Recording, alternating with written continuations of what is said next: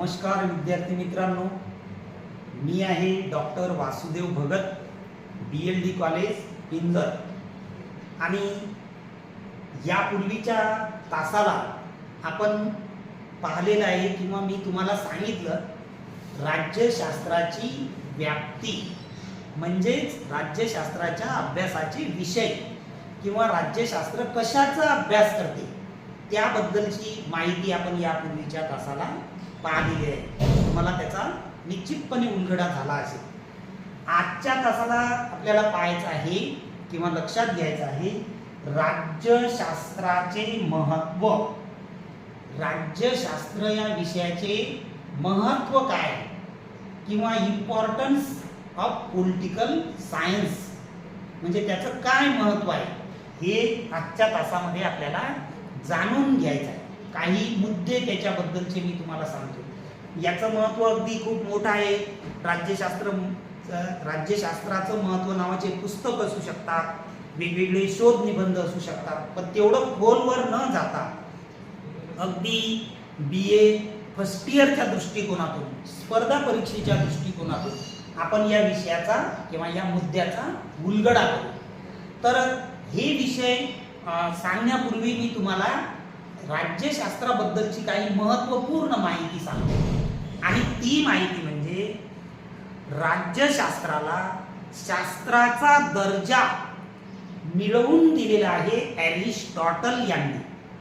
आणि त्यांचं एवढं आधारभूत किंवा महत्त्वपूर्ण लिखाण आहे की त्यांनाच राज्यशास्त्राचा जनक असं सुद्धा म्हटलं जाते.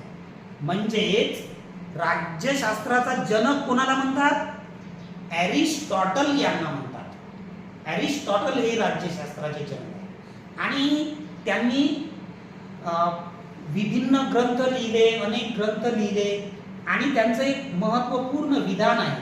आणि ते विधान असं आहे की राज्यशास्त्र हे सर्वसाधारण स्वरूपाचे सामाजिक शास्त्र नाही, तर राज्यशास्त्र हे सर्व शास्त्रांचे शास्त्र आहे किंवा राज्यशास्त्र हे सर्वश्रेष्ठ शास्त्र आहे असं सुद्धा त्यांनी म्हटलेलं आहे.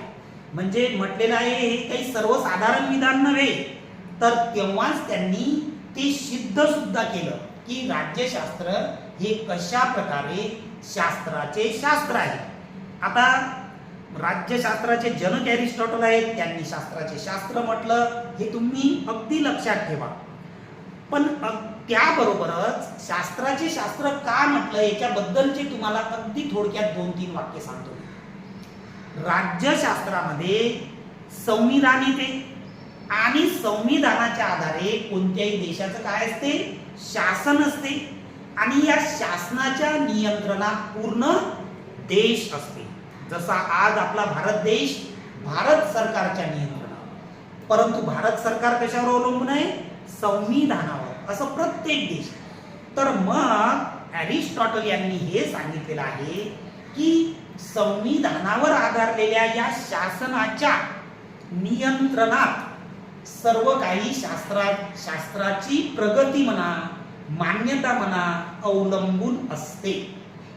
म्हणजे अगदी अवकाशात उपग्रह सोडायचा असेल तर त्याच्यासाठी काय? शासनाची परमिशन म्हणा किंवा शासनाकडून त्याचा बजेट व्यवस्था लागते. अनेक बाबतीत जसं आता या मोबाईल तंत्रज्ञानाच्या बाबतीत एखादं नवीन फीचर लॉन्च झालं असेल तर ते स्वीकारायचं की नाही आपल्या देशात हे कोण ठरवते? भारत सरकार ठरवते. या अर्थाने राज्यशास्त्र हे शास्त्राचे शास्त्र आहे असं कोण म्हणते? एरिस्टॉटल म्हणते. आणि ते आता मी तुम्हाला अगदी थोडक्यात 4-5 वाक्याच्या द्वारे सिद्ध करून दाखवण्याचा प्रयत्न केला. आणि एरिस्टॉटलचे जनक म्हणजे राज्यशास्त्राचे जनक, शास्त्राचे शास्त्र, या माझ्या विश्लेषणामधून सुद्धा राज्यशास्त्राच्या अभ्यासाचे महत्त्व काय होते? स्पष्ट होते किंवा तुमच्या लक्षात येते. आता आपण आणखी पुढे जाऊन राज्यशास्त्राच्या अभ्यासाचे महत्त्वाच्या काही गोष्टी पाहू. तर काय आहे राज्यशास्त्राच्या महत्त्व? तर सोप्या शब्दात काय होऊ शकते, राज्यशास्त्राचा अभ्यास केला किंवा त्याच्या माध्यमातून काय होईल, जागृत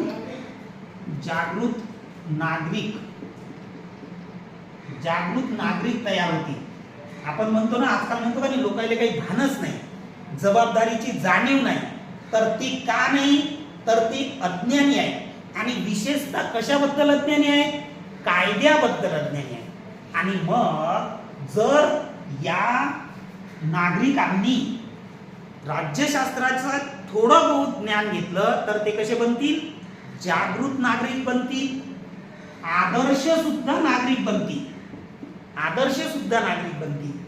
अशा प्रकारे या राज्यशास्त्राच्या अभ्यासाचं महत्त्व आहे.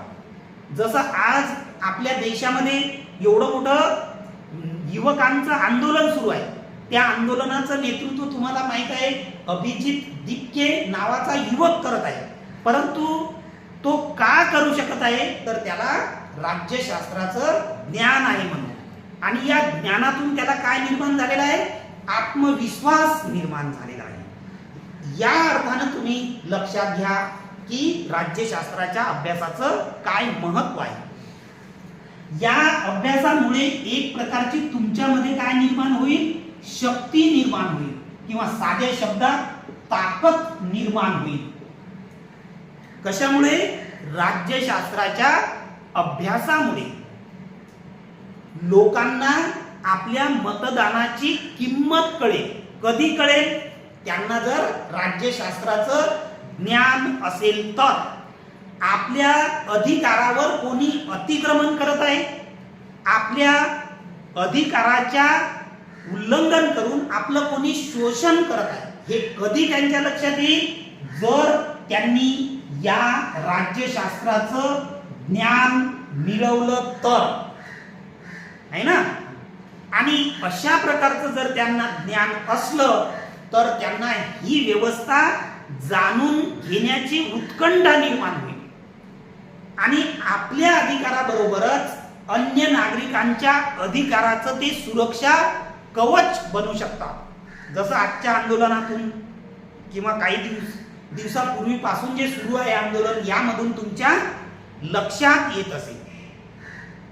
तर अशा पद्धतीने राज्यशास्त्राच्या अभ्यासाचं महत्व अनन्य साधारण आहे.